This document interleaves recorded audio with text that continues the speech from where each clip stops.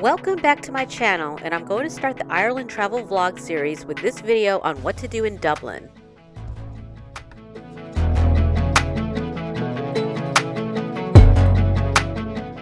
So the first thing we need to do in Dublin is to buy an umbrella because it's going to be rainy this week.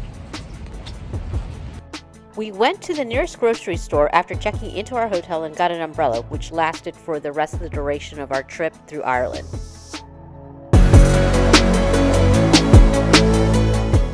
Now we can walk through this vibrant capital city and stay dry. Speaking of which, we came upon what appeared to be a hen party. There's something about my child. There's true losing control. It wasn't like a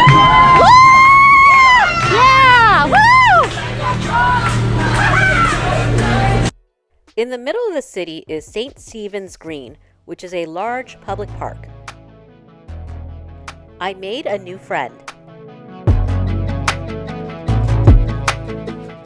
After a long flight from Los Angeles, St. Stephen's Green gave us an opportunity to walk around and stretch our legs.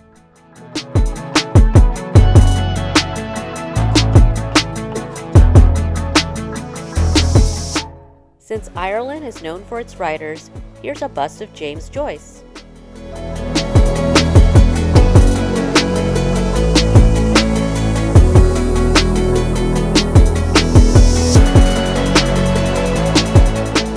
Oh no! They don't have like wild ones running around like that in America.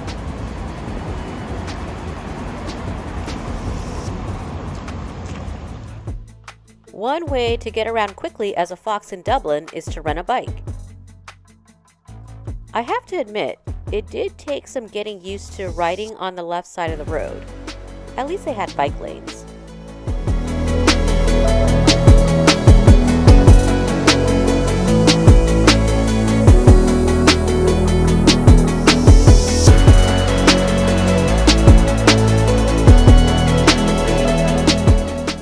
On that day, we took the bikes to Trinity College. Trinity College is Ireland's most prestigious university and was founded in 1592. It boasts famous alumni such as Oscar Wilde and Samuel Beckett. Here we go again with Ireland's famous writers.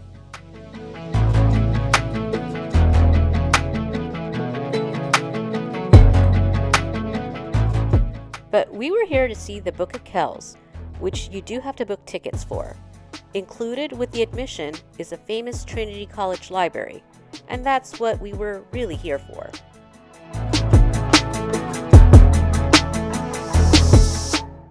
It looks like something out of Harry Potter.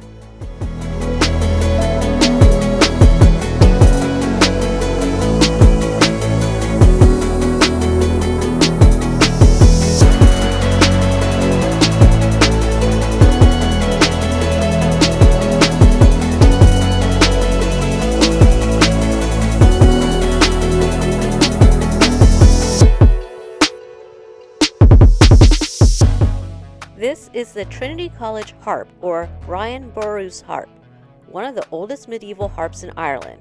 It is part of the coat of arms of Ireland.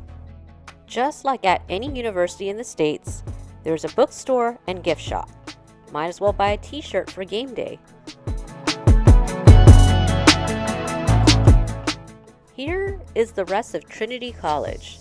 I love the architecture. Now this feels academic.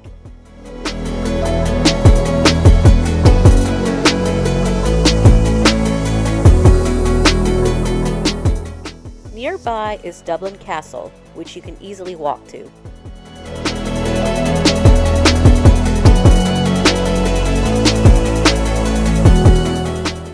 You can book tickets to visit the apartments inside the castle. Dublin Castle has a complicated history dating back to the Vikings, then the British takeover, and now is the Ireland government building since its independence. Here's Ireland's Declaration of Independence from Britain.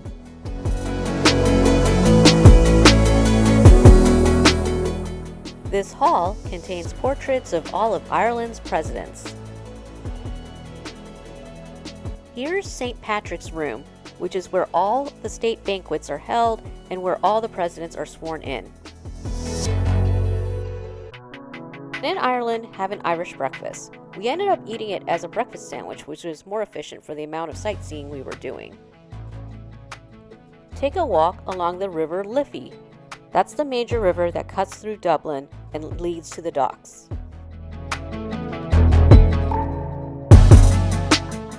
The Halfpenny Bridge on the River Liffey is worth a quick visit for historical sake. It used to cost half a penny to cross, but now it's free.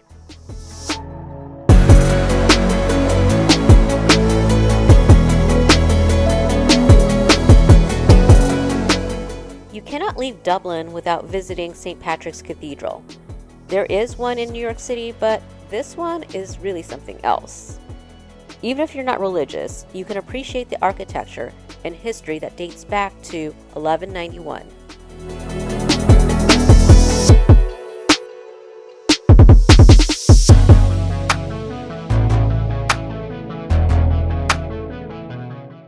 The most memorable part of St. Patrick's Cathedral for me was the regimental colors or flags from all the wars that the Irish soldiers had fought in, whether it was under British rule or after independence. A solemn and poignant remembrance to them.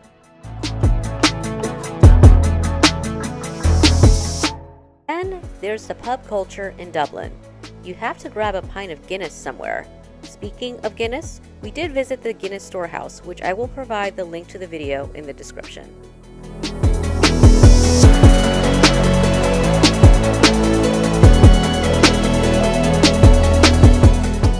This is the famous Temple Bar that everybody seems to want to check out.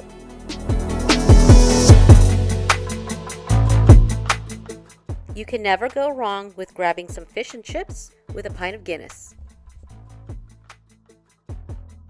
Overall, I found Dublin to be a walkable city. That is good, because you must take a walk on Grafton Street. Besides shopping, this street is famous for busking, so keep your ears open.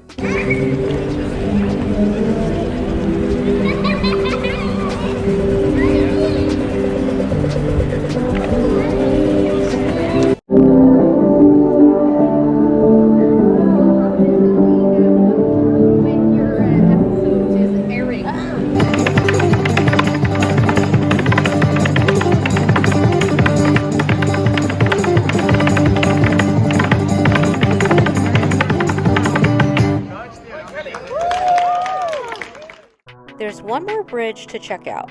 That harp-looking bridge is the Samuel Beckett Bridge. It's symbolic of Ireland, given that it's in the shape of a harp and honors one of Ireland's famous writers. We were only in Dublin for a few days, but we easily could have spent more. Up next is our road trip to Cork.